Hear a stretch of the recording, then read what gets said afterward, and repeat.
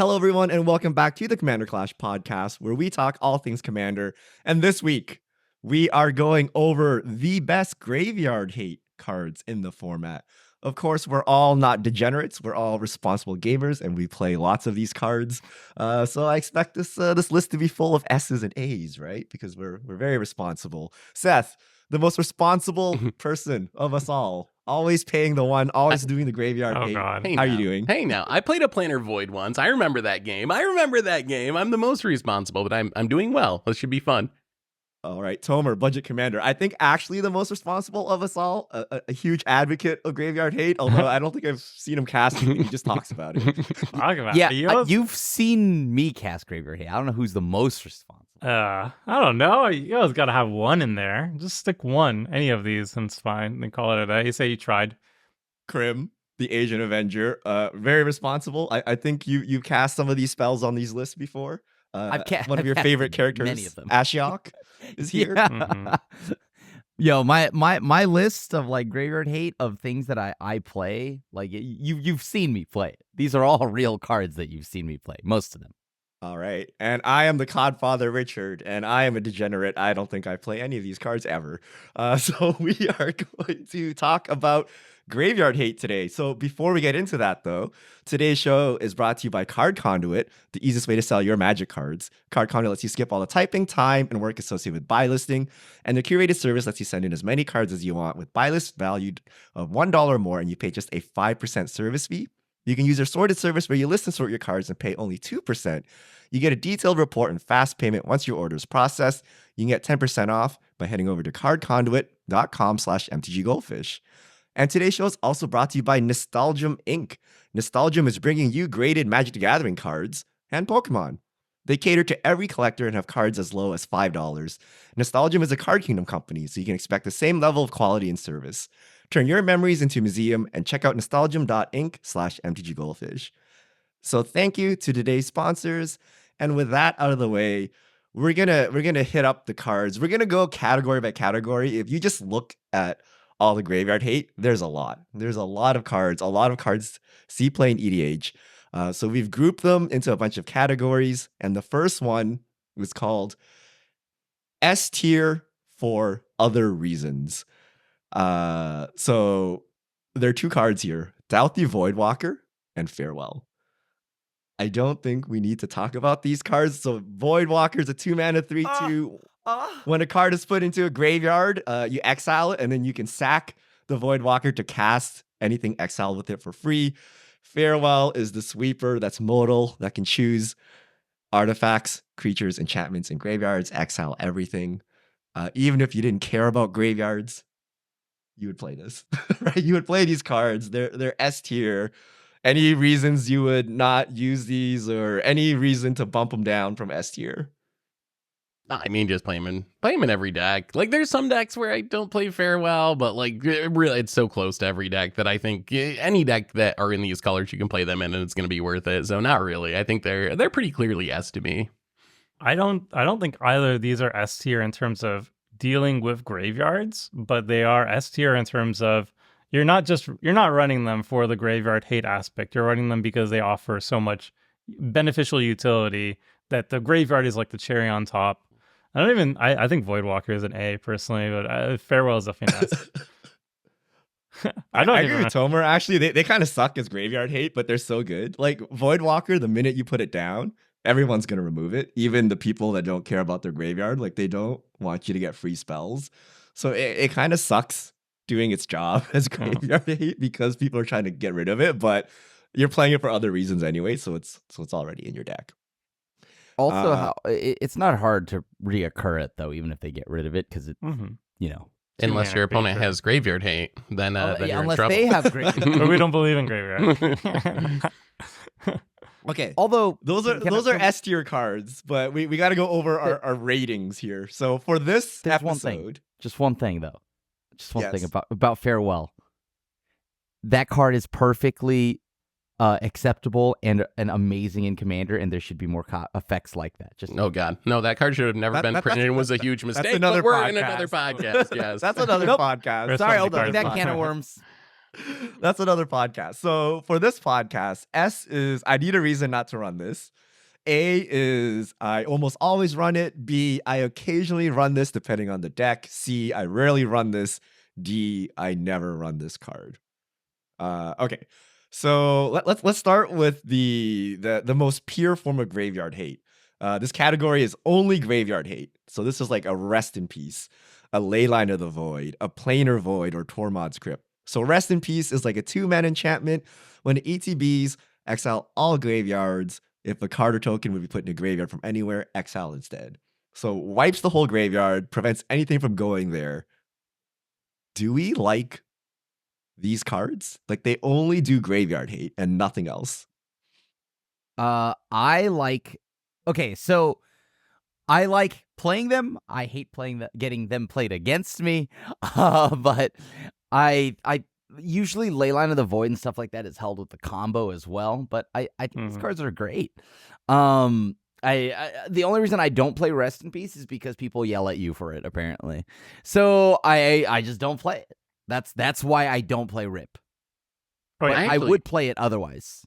Interesting. Rip is I did not realize that Rip was such a salty card, but I've heard from people that like they get very mad if you put a Rip on the battlefield. Remember that game where someone was playing a graveyard deck and someone turned one Planar Void? Was that Seth? That was Seth got me.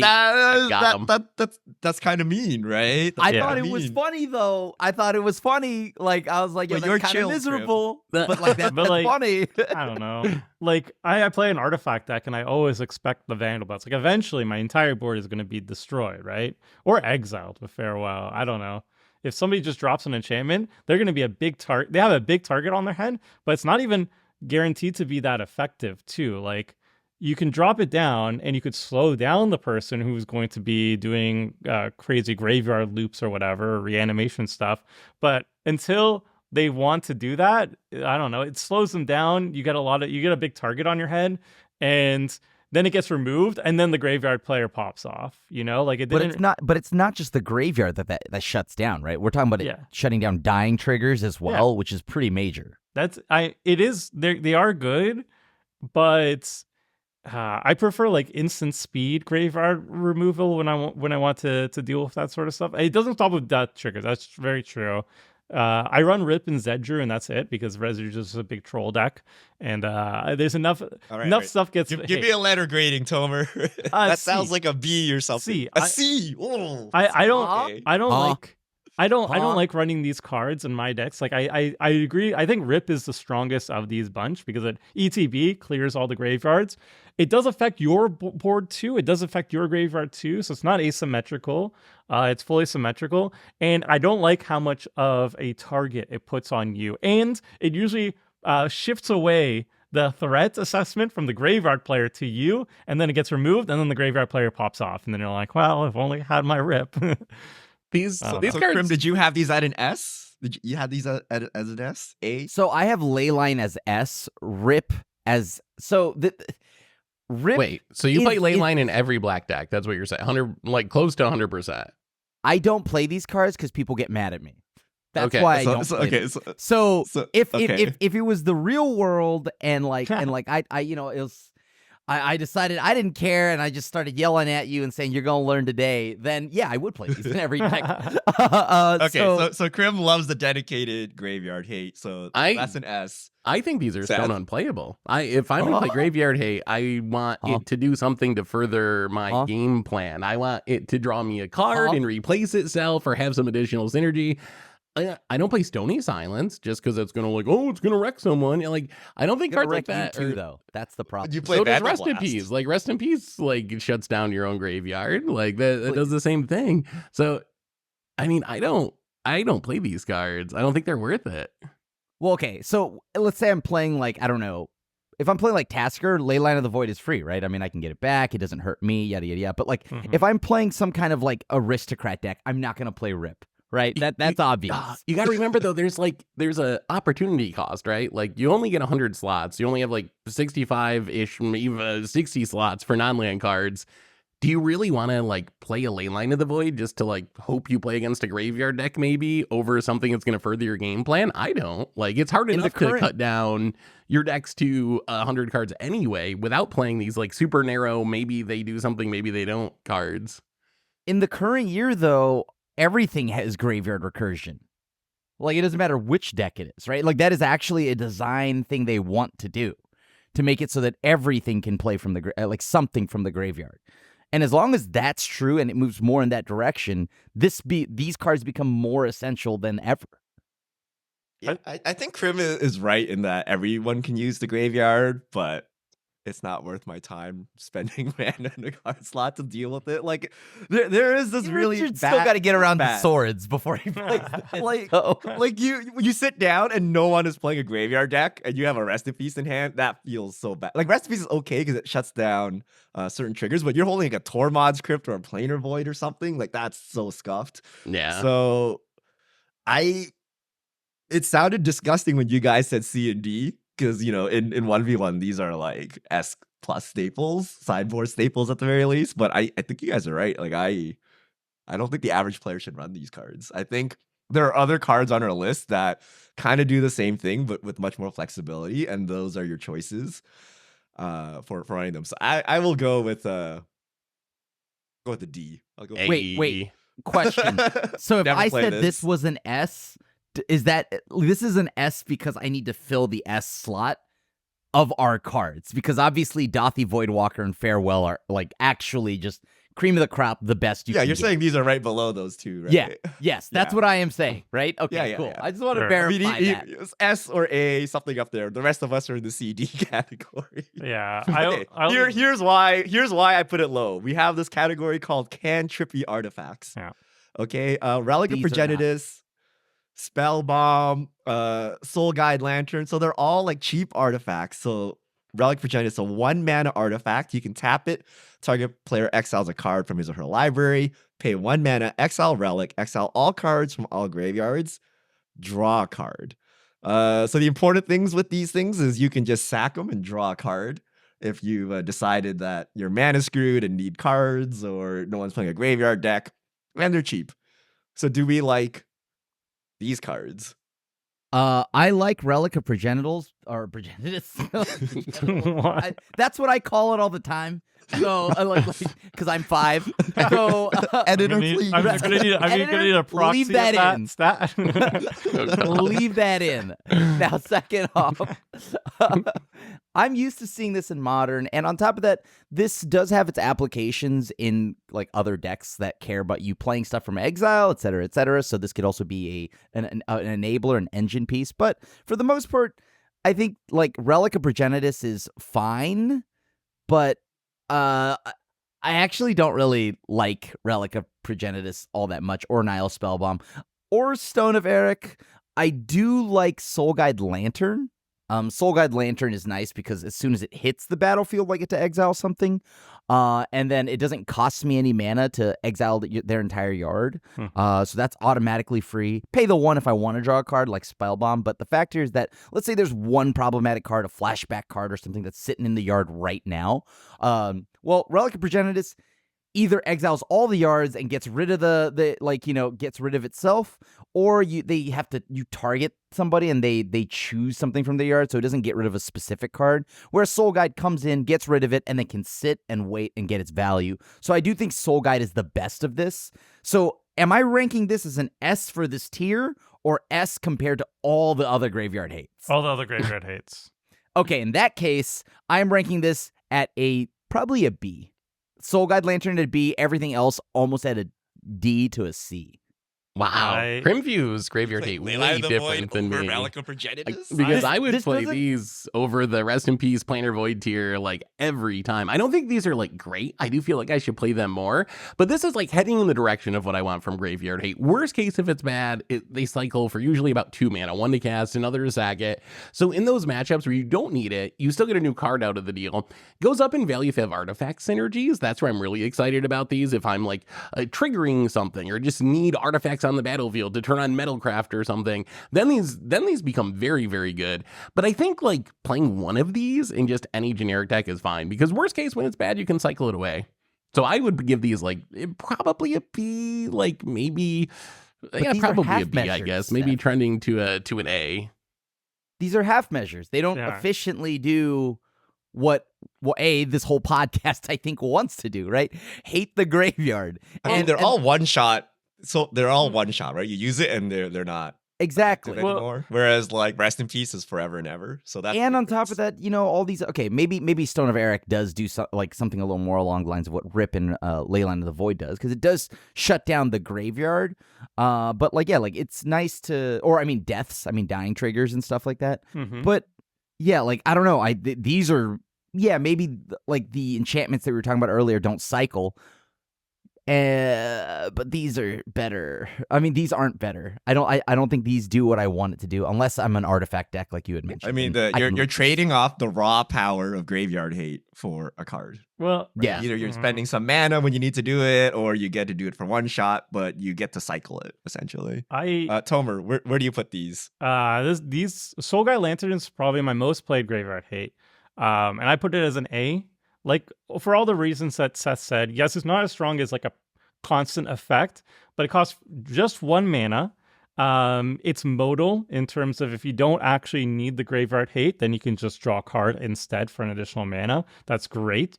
And then its ability to instant speed remove the Graveyard is really, really good. I really value, if I want to have dedicated Graveyard Hate, I want to do it at instant speed, and I want to do it for a little mana investment, because there's a lot of times where people have graveyards, but they don't necessarily aren't doing anything with it, or they can do a combo. For example, they play like a Gravecrawler, and then on the same turn they establish the combo of like Phyrexian Altar and stuff, and you want to have an answer to that at instant speed, and this does do that with instant speed as well. And I also like Stone of Eric, not as much though, because it's much better against graveyard, like it's aristocrat decks, because it shuts off all your opponent's shenanigans with death triggers and stuff.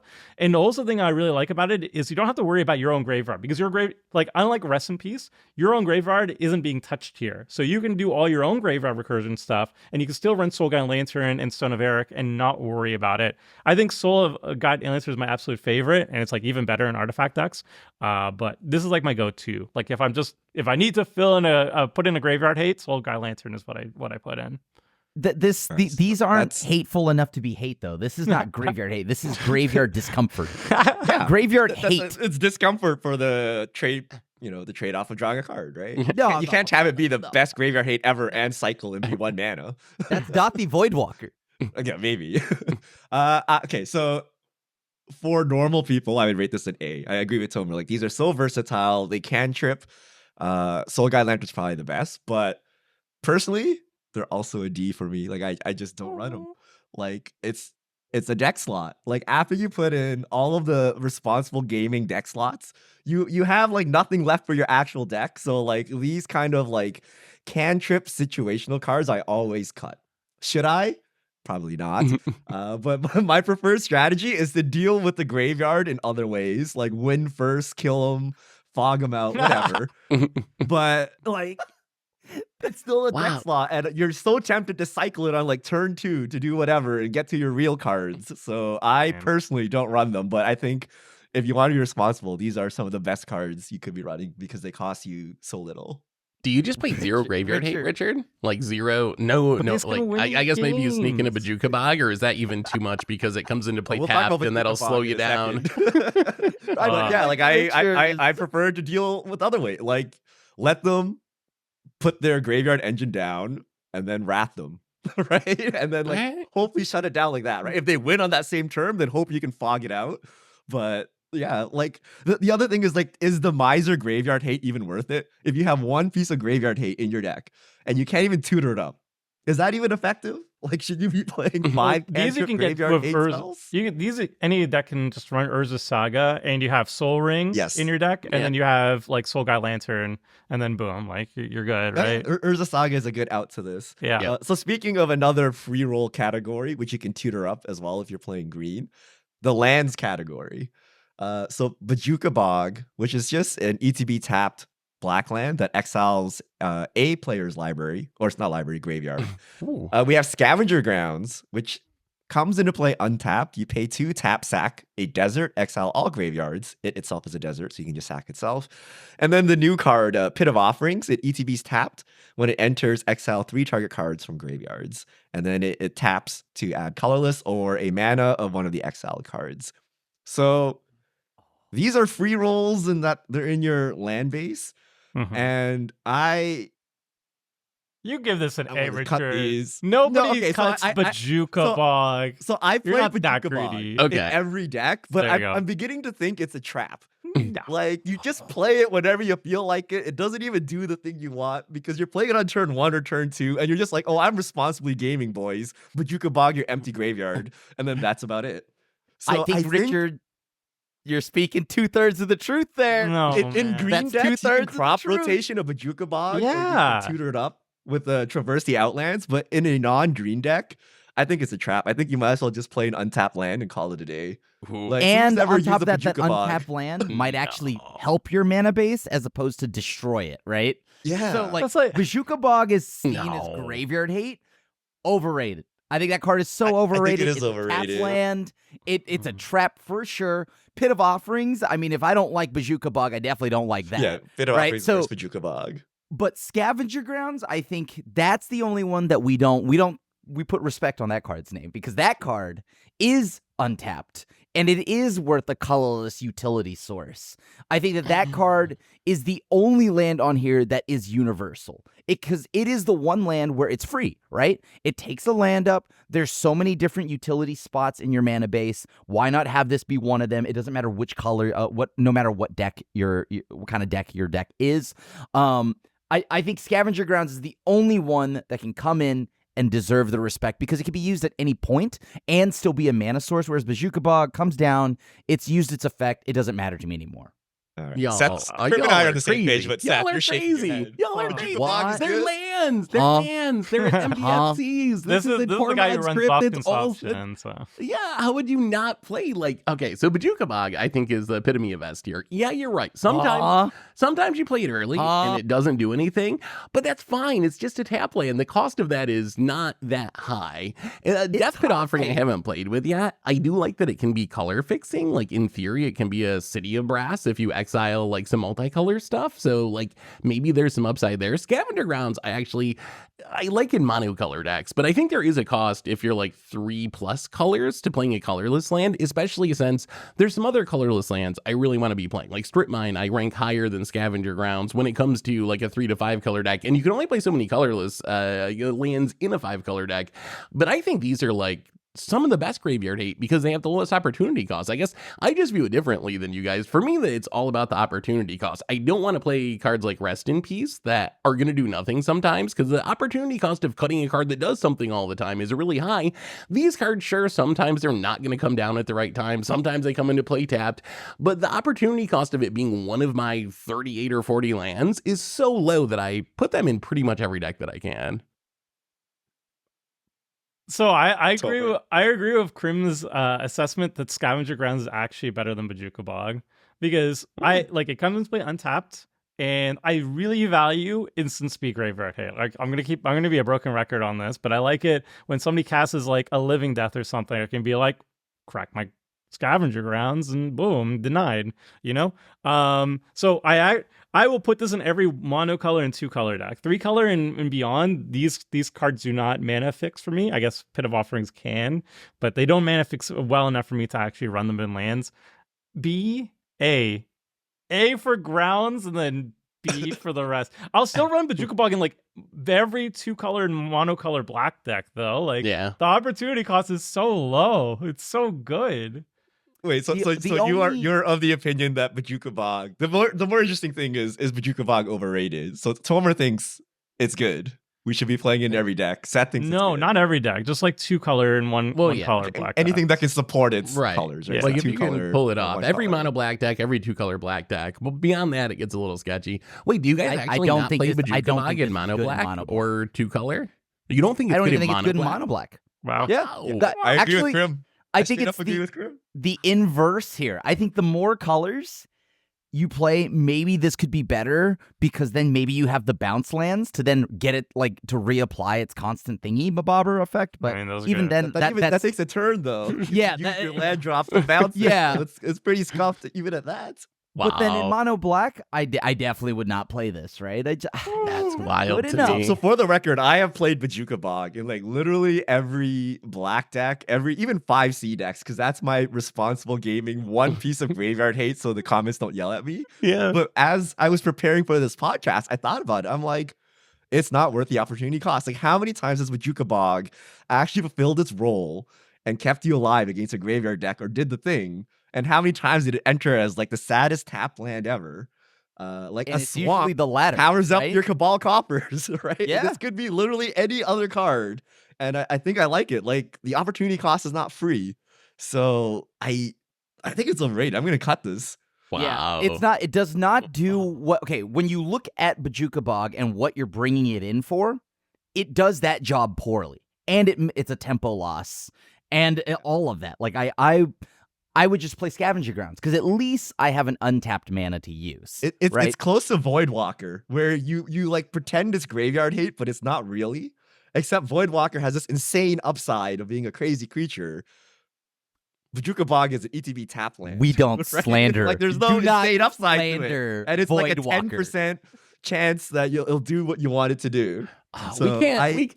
Is that I don't like takeaway it. from this podcast can be don't play any graveyard hate? That is like the least don't responsible listen to Richard on message this to be week. sending to the commander.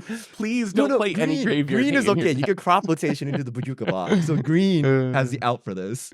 Green, it's a tutorable thing for all your non-basic tutors as well. So green can play Bojuka Bog. Bojuka Bog lets you sleep at night. It's that card you can just throw into your deck, and you're like, oh, okay, I did it. I put a graveyard hate that's a piece false into sense my of deck. security. Yeah. TSA. You go to the airport, you're like, yeah, check me out for security. I feel safe. They do absolutely nothing. They just waste everyone's time.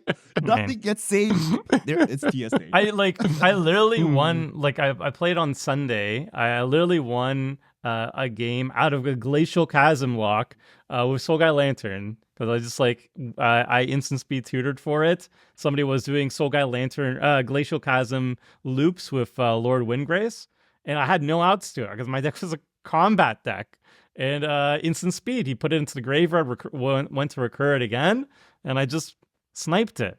And it was great. It won me the game. And then I swung for lethal. I don't know. Graveyard hate does win. I don't. Y'all are crazy. Graveyard All hate right, does all right, win. all right. Where is the graveyard hate in Bojuka Bog? It's a Okay, graveyard we're done slowdown. with Bojuka Bog. We're done with Bojuka Bog. Creature-based graveyard hate. That's also a mana sink. We have two of these. Hell yeah. Lion Sash and Scavenging Ooze. So one is an artifact. That's also an equipment. You basically pay a single white mana to target exile a card from a graveyard, and if it's a permanent, put a +1/+1 counter on Lion Sash. Scooze, if you target a creature, you put a +1/+1 on it, and you gain 1 life. So a bit of utility, a bit of pumping, and then you have to use mana to remove the graveyard. Do we like this? I mean, Yes, yeah. in some Yeah. decks. So I think these are very B-ish for me. I think they're very good, but I really want to play them in decks that care about what they are. So Lion Sash is an equipment. If you're an equipment deck, you can tutor up in various ways, and it's going to be really good. Scavenging Ooze is for green creature decks for me. If I have creature tutors in my deck, then I'm really going to want this card. So I don't just jam them in any deck, but in decks that are built around their themes. I think they're very easy inclusions in those decks. I think Lion Sash is underplayed. That's probably true. Whereas Scavenging Ooze does get swept because it's just a romantic. The reconfigure can actually get so that Lion Sash stays after a sweeper, unless it's Farewell or something like that, right? But if it's just a pure creature removal sweeper, it can stay around. So I actually think Lion Sash is pretty darn sweet. But the one thing is white has so many efficient ways to deal with the graveyard between Rip and all of that other stuff that maybe, I guess, it is rated. What is rated to you, Krim? I guess, you know what? I think Lion Sash is a B. I think you're right, Seth. It's still a B at the end of the day because maybe I'm playing a Voltron deck, and this is the best way to give me some graveyard hate while doing the Voltron-y thing. Scavenging Ooze, I have a soft spot for it just because of its time in Modern and even in Standard to some extent. So I think both of these are solid Bs. But the fact that they're creatures and a clock, that is what you were talking about earlier compared to like the pure graveyard hate stuff. These can also serve as a clock as well, and to some extent life gain. Yeah, they always do something. Even when they're bad, at least they do something. I put them in Bs too. I agree with both Karim and Seth. I think they're good, but you need to have synergies with them. So Lion Sash is in my equipment deck, and I love it there. And then Scavenging Ooze. It's a green creature, and green is really good at tutoring up creatures. So if you are looking for graveyard hate in a creature-focused deck and you have tutors, then Ooze is kind of decent for that as well. It's not very good at like mass removing graveyards. It's about sniping key pieces that people are trying to recur, because it is mana intensive. But then they do grow into legitimate threats, and once they're like 5/5s and whatnot, that's not nothing. It's a good blocker and then a good attacker. So yeah, they're Bs. Richard is not impressed. Really? You don't even like these? So I play a ton of Ultron. Lion Sash never makes the cut. No one gonna spend like 4 white mana to like exile like 4 cards. Like, it's ridiculous. If I suspect you're a graveyard deck, I just grab a grafted exoskeleton and kill you before you try to do the thing. So I actually don't like Lion Sash in Voltron decks, equipment decks, even with SRAM backup. Scavenging Ooze, maybe in a +1/+1 counter deck. It gains you life, which counts for something, but I don't know, C or something, but I never run these, even though there are plenty of decks that can fit these. Like, Lion Sash is so bad. Why It's is so it much so mana? bad? You don't need to spend all your mana every single turn to get rid of graveyard. You just hold up 1 white, and if anybody tries to like recur a random thing, you get rid of it. The non-graveyard hate mode is very bad, right? Like, if no one is playing graveyards that you need to remove, it's like a 2-man equipment that does nothing. Like, there are so many better equipment that you could throw in your deck, like Cauldron pieces, Sword of Body and Mind. Like, there's like a billion. They're in there too. There's a billion things that are contending for your artifact slots, right? So you got to cut them to make room for Lion Sash. So I don't like Man, you just when you put it like that, Richard. I get it. You are a cultured man. And my opinion is you use other resources to get around this, or at least use the free ones. Like, I'd rather play Bajuka Bog over Lion Sash. And if you Richard, you don't player, you kill him you first. don't gotta win me over. You said it already. Sword of Body and kill him first. I believe you. Sword of Body Mind is anti-graveyard hate. Like, sorry, Tomer. Graveyard enabling. Tomer is not a cultured man. Like graveyard enabling. You get grafted exoskeleton and kill him instead of Lion Sashing and trying to, like, in response, like, exile things, right? Ooh, I know. End it. I know Richard likes his steaks medium rare. I guess they're playing more graveyard decks on Clash, I guess, apparently. We should. And then I'll run Spell Bomb or something, not Lion Sash. Okay. Creature-based, no mana. This one arguably could have been S tier. Deathray Shaman. Apparently people love Deathray Shaman. So it's a 1-mana 1/2. It's a hybrid green-black. You can tap it to exile a land card from a graveyard to add a mana of any color. Black, tap it, exile an instant or sorcery. Each player loses 2 life. Green, tap, exile a creature from a graveyard, exile a creature card from a graveyard, gain 2 life. So you can remove anything. You get some perks. It's also a mana dork. This is S? Very low cost, 1 mana. It's This pretty card's close a to trap. S. This card's a trap. It's Well, yeah, this card's a trap. 100%. Again, remember what I said earlier? The others were like graveyard inconveniences, not graveyard hate, right? Like this is a tier under that. If you were bringing this in, it's a mana dork though. Yeah. Even if nobody's doing anything useful, it's still a this mana card is a sweet card, but it is a terrible piece of graveyard hate. Like, first off, it only hits instant or sorcery, right? Oh, it and you hits have to pay a creatures. mana. It hits creatures. Well, hold on. So instant sorcery, land, or creature. So Or not creature, enchantments, yeah. not artifacts. planeswalkers. Let me tell you, I'll tell you what, I hate artifacts. So the thing here is, artifacts are the main thing I'm trying to hate out in all of that's true. Commander. Recurring artifacts is very broken. Yeah, and Well, that thing does. Like, I'm sorry, artifacts are above Spellslinger decks. So if I can't hate that out, then I don't have a reason to play this card. So Deathrite Shaman is only good because it's potentially a mana dork, right? It is not exactly guaranteed a mana dork because, first off, if you're going turn 1 play this is not a mana dork. It is the same as playing it. You could crack your own fetch on turn 1. So yeah, if you have your own fetch land to feed it, then yes, you have a one-off, which at that point, it is the same as a Gilded Goose. Right? So except Gilded Goose feeds itself, and this slightly bothers maybe a Spellslinger deck. And maybe this is a D for you, Krim, right? Okay, this insane rambling has to end. Like, Deathrite Shaman is one of the greatest one-drops in the history of Magic. This is exactly how I want 60 card. That's exactly how I want my graveyard hate to be, though. Like, this is how I want my graveyard hate to be. I want my graveyard hate to be a mana dork that if I need to get rid of a reanimation target or a flashback spell, it can also do that. This is what I am actively looking for. So for me, this is like at least a bordering on S. I don't want to play the Rest in Peace that does nothing but get the graveyard player. I want to play a mana dork that furthers my game plan, and then in a pinch when someone goes to reanimate their big bomb, oh, my mana dork also snipes that. Look at that. Like, it furthers my game plan. It's not a guaranteed mana dork. That is true. And if you're playing a budget deck, I guess it goes down in value. But I think that in a powered pod where people are playing like fetch lands and the normal mana base, it's consistent enough of a mana dork that it's something that I would consider a mana dork. Like, it's not like it's rarely a mana dork. It's often a mana dork. And then I'm sometimes like, it won't be. I see Tomer's about to say something controversial. Let's go, Tomer. No, it's actually so vanilla. I'm really in between Seth and Krim. I really like that it can be a mana dork that doubles as instant speed graveyard hate. I really appreciate that. Just, it's so much better in 60 card than 99 because, like, okay, let's say you are running fetch lands. How many fetch lands are you running? If you're 5 color, then you're running 10, right? 10 fetches. This card is great.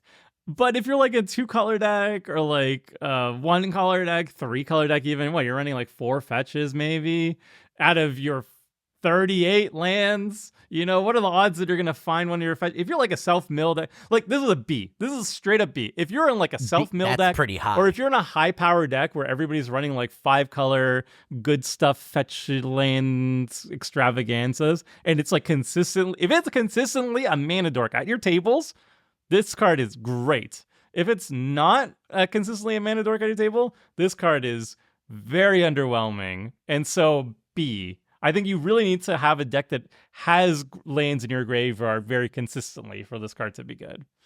Tomer, so you're saying in casual Commander, you think this is the truth?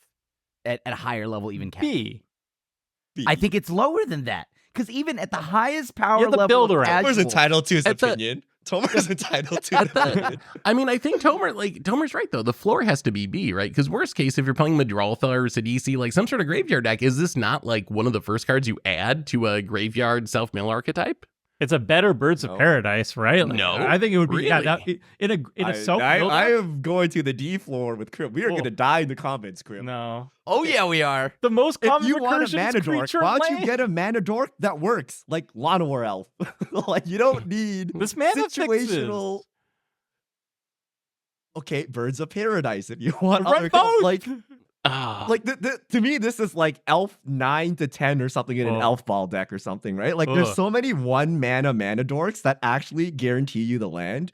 And I think this is the case where 60 card has tainted everyone. Because in 60 card formats, like, you're in top deck mode, and you're like, oh, but I got Deathrite Shaman and ping him 2 damage a time, I'm going to win the game. Does nothing in Commander, right? This is just a mana dork that doesn't die to like a Bowmasters on the way down, which is worth something, but you have Delighted Halfling.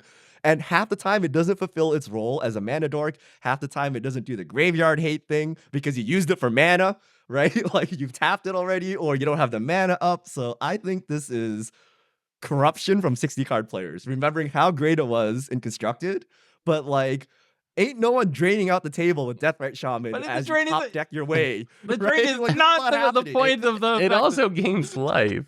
Yeah. Uh, Okay, Sure. drain is effective in 1v1, but we're using this for graveyard hate, which is far more prevalent in Commander because everybody uses graveyard recursion. But it's not everybody. graveyard Are you willing to shut down your mana dork to do graveyard hate?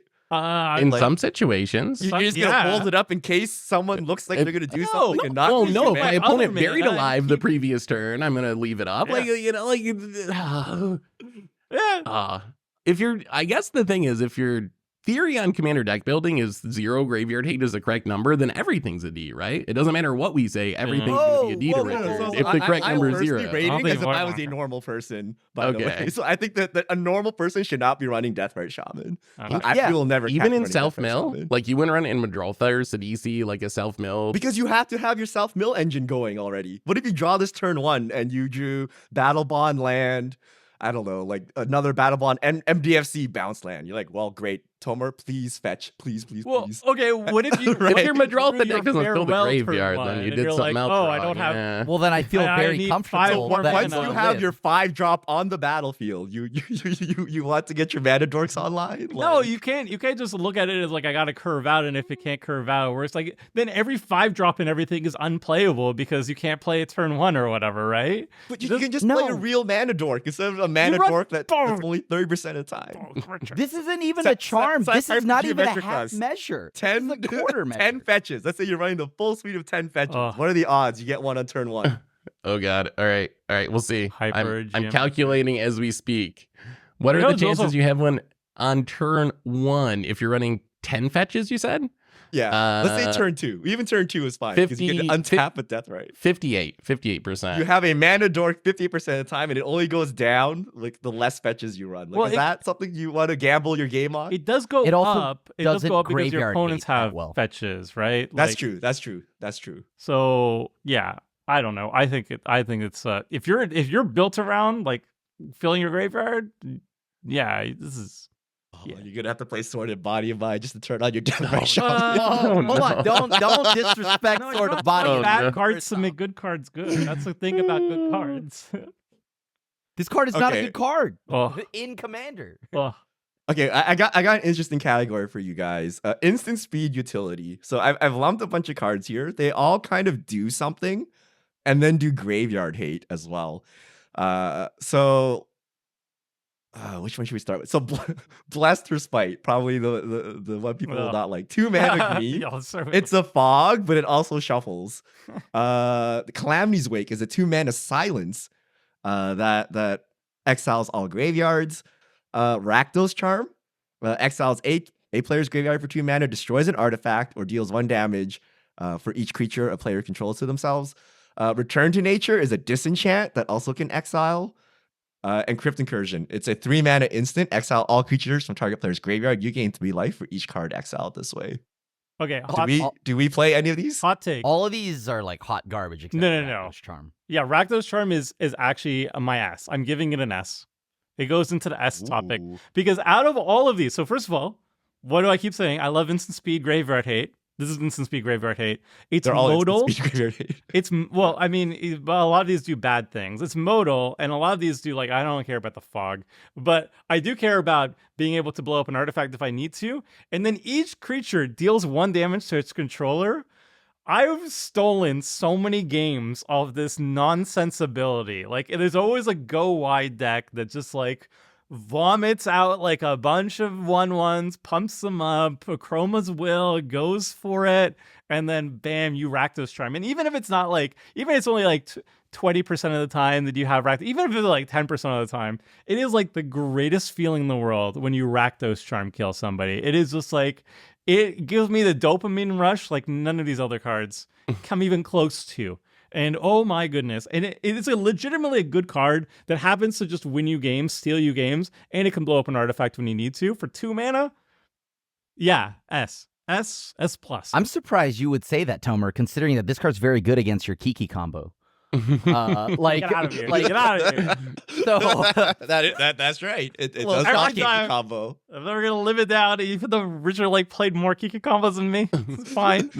It's fine. This is This is the style, another style of graveyard hate that I really like. It's graveyard hate that does something more than just narrowly hate on the graveyard. These specific cards, I think Rakdos Charm is the one that I'm most like excited about. I don't know if I'd give it an S like Tomer, but I think that's like an A tier card. I think it's a really good card. Yeah. I think that Blessed Respite is also like, if you believe in the fog meta, is pretty good. I would play this over literal fog, right? Like if I had to choose between 1 mana fog and Blessed Respite, I think this would be the correct option. But this is lost all our viewers. We've lost all our viewers. Seth, you and I cannot agree with this. I'm a fog meta believer, but you run Obscuring Haze, and that's probably enough. If you're feeling frisky, you want to run a second one. We're excluding Teferi's Pro. You would run Constant Miss, wouldn't you? And like that's it. Like, are you running like 8 fogs? Like we don't have room for Blessed Respite. Are you really cutting the other fogs? This isn't your graveyard hate slot though. This is replacing your Rest in Peace, not fog. It's a way you can sneak an extra fog in your deck. Yeah. Seth's out here trying to kill me right now. That went down the wrong pipe. The fog meta is not real, Fog dude. meta is not You need real. it. It's real. It's real. You need it to be efficient. No, dude, this card is so bad. Oh my god. I played it in my fog deck only as a meme, right? As graveyard hate and as a fog. God, this card is bad. You would never play this card. There's wow, Krim is dying over there. Also, there's coffee down the wrong pipe. So there's some other ones that like kind of fit into this that didn't make our list, like Kaya's Guile, Riveteer's Charm. There's a few different charms that can like snipe a graveyard and be like removal or something. And I think that's another like sneaky way that you can like, okay, I play a slightly less efficient removal spell in my deck, but I get this upside of having this get out of jail free card if someone's about to go off with their living end or something. So that's how I like to try to sneak a little bit of graveyard hate in my deck. It's not the Rest in Peace, but like sneaking in on some other effect, which is why I like Deathrite Shaman more than everyone else. That's apparently. good in theory. Seth, when was the last time you played Gaia's Cradle or Riveteer's Charm or Blessed Respite? Do we actually play these cards? wait, hold on. I put First Rakdos off, Charm in every Seth, Rakdos stack. How could you? It is so good. Seth, continue to mispronounce all the cards. First off, it's Kaya's Guile, and second off, that card, the fact that is not on here on this list, snubbed. That card is god tier. I love that card. Crypt Incursion had to make it. I'm sorry. Yes, somehow Crypt Incursion made it. Wait. Okay, wait. I gotta jump in for Crypt. So Crypt Incursion, I think, is sneakily underplayed. So Rakdos Charm is very good, but Crypt Incursion, that life gain, you like snipe 30 life out of nowhere. Like no one's expecting. It's like a fog, Seth. Except it is. It's like fog above the life total. Like someone hits you for 20, you're like Crypt Incursion for 40. See you later, and there goes your graveyard as well. Richard, any validity that you had for that went out the window when you said it's like a fog, because fogs are bad. Imagine this. You hit him with the Sword of Body and Mind. They mill 10 creatures, and then you hit him with the Crypt Incursion. I mean, I do think Crypt Incursion's actually good, right? Except you do have to be a mill deck or self-mill deck, really. Do you just play it if you're not milling or self-milling? I don't know if it's good enough if you're not doing one of those things. This is my extension of the fog meta. I'm going to try Crypt Incursion because it's like a super fog, right? Like you gain 15 life out of nowhere. No one expects it. It's kind of graveyard hate, and it also does something when like you don't need to fog. Like, you know, like you can actually just do it and gain life. It's like a fog that lets you overcap on life set. I think it was in the the precon, the Hobbit precon, and it was good. But I think it's best if you have a life gain deck like Sanguine Bond or whatever, and then you turn the life gain into a kill condition. Oh yeah, that's disgusting. Yeah, like if you can veto and like have this, sure. Like in a certain deck, this card is sweet. So like I would say like, but there's like a very small. Yeah, it's a very small number of decks that will want to play this card. So what's our conclusion on this category? We like it, right? It was like I like Rakdos Charm. I like Kaya's Guile. Very card dependent. Like Return to Nature, I would never play. Like sniping a single card from the graveyard to play a bad like Naturalize. Like I would just never put that in my deck. Same with like Calamity's Wake. I think like the 2 mana Silence plus Exile Graveyard not appealing to me. So it really is very, very card and deck dependent. So B is probably fine overall. No, Seth, you left out one more in Blessed Respite, right? Like that's another one of those cards that are not that good. That's S tier. Yeah. S tier. Okay. S tier, obviously. Don't sully S tier of it.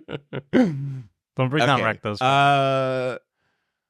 Timetwister. Does this even count? The forgotten Tower. So Your blue. $7,000 graveyard. So there's commit to memory. Commit to memory is the budget Timetwister, right? But there are a bunch of cards that basically just everyone shuffles their hand in graveyard into the library, draws a new 7. So Timetwister is a 3-mana version that's like literally like $7,000, and then you have commit to memory, which is an aftermath card, and it's a 6-mana spell on the backside. Like, Wait, does Do this y'all- count as graveyard hate? do y'all Does play this- these as graveyard hate? I have never really. So I view these cards as cards that you play for other purposes, and then maybe like some small percentage of the time you use them as graveyard hate. But I would never be like, oh, I need graveyard hate for my deck. Time like Twister. I mean, these these are solid Bs, right? I don't know if I'm ever using it as a graveyard hate, but actually, yeah. No, hold on. I don't think I've ever. if you're not They're running all Bow deep. Masters, do you still run this card, Crew? Oh yeah. So you're saying if I don't play like Notion Thieves and all that stuff. If you don't play Narset, if you don't play Bow Masters or Notion Thief, do you still play these effects? Commit to memory only because it's something that gets around uncounterable stuff, but not because it's good graveyard hate. So these are like actually pretty D tier bad. for dealing with the graveyard. They're sorcery speed. They give everybody a fresh 7, so it's card disadvantage. No, I'm not. If somebody said, "What's your best graveyard hate in blue?" I would say Soul Guy Lantern. You know, like I wouldn't say. Okay, so here's the scenario I'll lay out for you. You're building a deck, and for whatever reason, you're running commit to memory. It's in your deck already. Yeah. Do you look at your deck and say, "Oh, I need more graveyard hate. Let me put in a Soul Guide Lantern or something"? Or you're like, "Actually, I'm responsible enough. I'm good." No. Like, what do you think? This is not not graveyard hate. I would not count it as graveyard hate. No. This is a D for Okay. graveyard. Okay, speaking of not counting as graveyard hate, win conditions. So stuff that like hates on graveyards, but like is actually kind of just like furthering your game plan in some epic way. Agatha's Soul Cauldron is a 2-mana legendary artifact. You may spend mana as though it's mana of any color to activate abilities of creatures you control. Creatures with +1/+1 counters on them have all abilities of all creatures exiled with Agatha's Soul Cauldron. You tap it, exile a card from a graveyard. When a creature is exiled this way, put a +1/+1 counter on target creature. Does this count as graveyard hate? Or do you die instantly because it looks like a combo piece and everyone's going to kill you and remove it? What? One question: why is Primal Command on here? Don't worry, we'll get to that. Okay, all right. Second off, no, I don't. I mean, these are all maybe some of these, sure, but like for the example, like Shadow of the Enemy is 6 mana, sorcery speed. That is not Okay. sound. Let's go to the other cards we have here. Nautiloid Ship, Primal Command, Shadow of the Enemy. So these are all like expensive cards that do something in addition to removing graveyards. So Primal Command is an interesting one. It's a 5-mana sorcery. Target player gains 7 life. Put target non-creature on top of its owner's library. Target player shuffles his or her graveyard into his or her library. Search your library for a creature card. Reveal it. Put in your hand, then shuffle. So like you wouldn't put this in your deck because you want just graveyard hate, but it does like a bunch of things, which is tutor up your Crater Hoof or whatever. Nautiloid Ship, 4-mana 5/5 flying. When it ETBs, exile target player's graveyard. Whenever the ship deals damage to a player, you may put a creature exiled with Nautiloid Ship onto the battlefield under your control. Right? So like it does game-ending things if it does things, and it's Notably, expensive because of it. It curves from Sword of Body and Mind.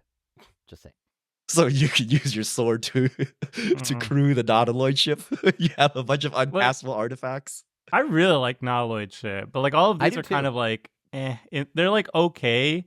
Their primary purpose is not graveyard hate, right? Like their primary purpose is to give you value, and if you're looking at them just for graveyard hate, they're just not doing a great job. Like Nautiloid Ship, I think might be kind of legitimate if you're in a blink deck. Because if you can blink it, it's also not a creature usually. So, like, if you can blink it, then ETB... You crew it and then blink it. Yeah, crew it and blink it. ETB, exile target player's graveyard and reusing that. That's pretty decent, I think. But only in a blink deck. Otherwise, if it's like a vehicle deck... I had it like in a Shurikai vehicles deck, and just like stealing, reanimating opposing creatures over and over again each time you're dealing combat damage. Like, for a 4-mana, crew 3, it flies 5, like... This card's actually really just a fun, powerful card, but I don't usually view it as like, oh, this is my graveyard hate slot, you know. But that's awesome. And Agatha's Soul Cauldron, you see that on the battlefield, and you know you're gonna die, right? Like, Is it that Like, scary? Is it that it's scary? Commander? Nothing good can used it happen. For fair means? you don't use People play it in standard as like their graveyard hate in their sideboard, like just with no synergies, just to like That's 'cause select it's a graveyards and combo, grow your right? creature. But Usually like you want to exile your own thing, but like, yeah, it's a great card. It's a fantastic card, but like, this is my kind of graveyard hate. I want my graveyard hate to not actually be real graveyard hate. I You want want it to be tutoring incidental up graveyard creatures hate. or a vehicle that's like putting other things into play or like letting me cast all this stuff in your graveyard. So yeah, I mean, as far as just like, hey, I got your graveyard, none of these cards are that great. But as far as actually maybe going to show up in my deck, these are some of the ones that are most likely to actually show up in my decks. As someone who plays Shadow of the Enemy right here, like in my decks, this is not a graveyard hate card. This it's is a a win theft con. card, right? It's like a It's exile all creatures from target player's graveyard. Yeah. You may cast spells from among those cards as long as they remain exiled and spend Yeah. any colored mana. So even after this It spell, like, effectively gets rid of all the creatures from someone, and then now you can play all their stuff. yeah, but sorcerer But speed at 6 it's mana. not graveyard hate. That's not why I play it. Okay, so win cons we don't count, right? So their rating would be like how good they are in whatever deck. And I think Tomer, like Nautilus Ship actually can just go in a random deck and be pretty sweet. It's so fun. It's pretty strong. Yeah.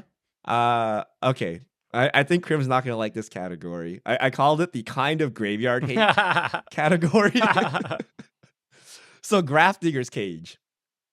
It's a 1-mana artifact. Creature cards can't enter the battlefield from graveyards or libraries. Players can't cast cards in graveyards or libraries. So it like there's a bunch of these cards, like green has a bunch of enchantments, and there's a bunch of creatures that do stuff like this where it restricts certain aspects of the graveyard, but doesn't outright nuke it or, you know, prevent stuff from happening. Do we play any of these cards? garbage. I know they see play in they do see play in CDH, but we're talking just purely casual as usual. Yes. I would say D. Like I just don't run these. These have all the downside for me of the like Rest in Peace, Leyline of the Void group, except they're not as strong as Rest in Peace and Layla of the Void. So for me, they're like even worse than D somehow. Did we do it? Did we all agree on D finally? Yeah, we did. We No, found Like it. the we only don't. consensus we've ever reached. We don't, because this is worse than a D for me. Like these are somehow These G ones. for garbage, rated G for garbage. Like actually just hot garbage. Cannot play these. Try again. There's no way, right? If you're an artifact deck, you wouldn't care. No. Like, If I'm an artifact deck- Grafdigger's Cage is Urza I'd Saga Bowl, play but the you have all the Cantrip. other ones to Yeah. grab. Yeah, I'd go If you're an Soul Guy artifact deck, then Lantern, you play the Stone of Eric. cantrips. Yeah, Yeah. And they're also symmetrical too, so you can get yourself with them potentially in some decks. yeah. And there we go. So are we responsible gamers? Hold on, you Are left one we- card off the No. list. What Wait, was the which card is it, Crim? Planeswalker that I love. Oh, yeah, we Oh, did God. it with Right. the utility. Oh, we forgot. This is a permanent based utility. Yeah, There's actually two cards I actually want to talk about here. So good catch, Crim. yeah. Ashiok Dream Renderer, 3 mana Planeswalker, 5 loyalty. Spells and abilities your opponents control can't cause their controller to search in the library. -1, target player puts the top 4 cards of the library into their graveyard. Then exile each opponent's graveyard. Cards- There's no way you're clapping for this. If this was like named Gideon, you would not like this card. No. It didn't matter even if this was Nissa in blue and black. You see that passive right there? You see that Yeah. blue and black mana? It doesn't matter, right? Okay. absolute- Sure. Okay. But like, let's make that green, right? The passive is what I care about here. It shuts off searching, and on top of that, the -1 hits opponents' graveyards. And on top of that, it does a little bit of Sword of Body and Mind by milling 4. So we love that it mills. It hates the yard. It shuts off searching. I love this card. Oh, Yeah, this Ashog's- Ooh. Go ahead, Tomer. I put this as like high A, maybe even an S. Like Yeah, 3 mana. It's a 3 mana Soul Guy Lantern. It's not modal. Like if its ability is not relevant at the time, then you just kind of hold on to it in your hand. But then it has that passive that if you're up against like a green player or anybody who does land stuff or fetches or whatever, you can just drop that down and slow them down a lot. The only thing is it does draw a lot of hate, as any Planeswalker deck does, but this is like 3 times the amount of hate, 10 times the amount of hate, because everybody's going to be pissed off at you. Either the graveyard decks are pissed off at you, but then also the anybody who wants to search your library is pissed off at you. So this is gonna die. It's gonna die. But like, you play for 3 mana, you exile everybody's graveyard. I think that's fine. And if you're in a mill deck, then you mill yourself for 4 cards as well too. Like that's nice. It's just a nice card. And Wow. to some, Die, right? but To some, let me explain it to Hey. Wow. some simpler Hey. terms for others on the cast. Yeah. It's a fog. Right, How is it Richard? a fog? Because It's people a are going to fog. attack it People with are gonna a hit creature. it. Yeah. This card. It's a 4 damage fog. Okay. I might be being too harsh here because I guess I could see the value in maybe some sort of self mill deck where I'm really want to mill myself for 4, but I see this card as like a C trending towards a D. Like, it draws a lot of hate. It's not going to stick on the battlefield. It's sorcery speed. It's 3 mana for a Tormod script. Like, when I add all that together, I think this is actually just like, maybe I'd play it in a self mill deck. Otherwise, there's no way I'm playing this over the other options. But this Sorcery could be speed I is- get a Crimp. time Crimp. skip. There's anime Ashiok. You know, Crimp Yeah, is a Chibi. Tremere mage. I get Crimp, but Tomer? He's been harping instant speed this Yeah, whole time. you and know he's what? about to drop a 3 mana Okay. fragile planeswalker on us. All right, B. as- Wait. You're right. You've You're right. time- B. It's sorcery You've speed. That time does hurt. skipped. Right? Does Because hurt. if they spend their turn answering this, their resources, you've already exiled the yard.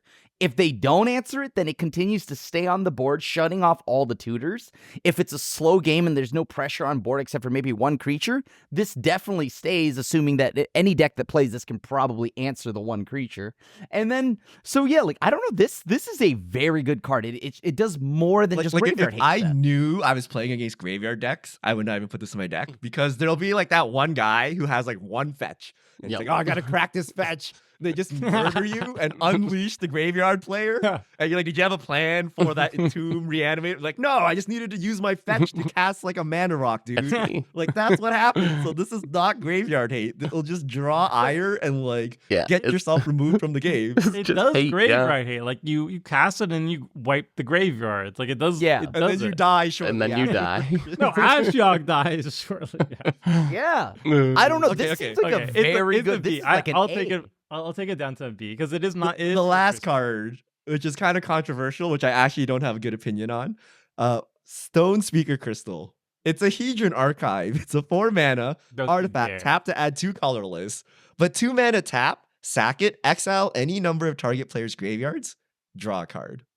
This is so much better than Is that Hedron worth it? Archive. This is like it's not even comparable. Hedron Archive is garbage tier, like F tier. I would fail it. If somebody brought it as a magic card design, I would F it. But then Stone Speaker Crystal, this is actually playable. It's a B. Like if I have a commander that costs like 6 mana or more, I'll run Stone Speaker Crystal. You know what? It's fine. So I disagree that the Hedron Archive is as bad as Tomer says, but I do agree this is actually better than Hedron Archive. Like, given the choice between the two, I would play this one.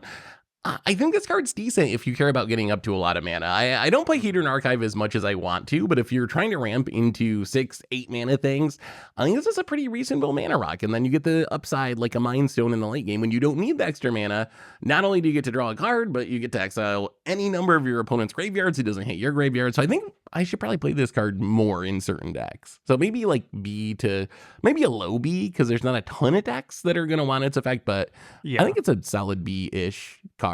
B's. The B. I give think it a it's, C. I think it's a C. It's defendable that you play this, but you probably shouldn't play it.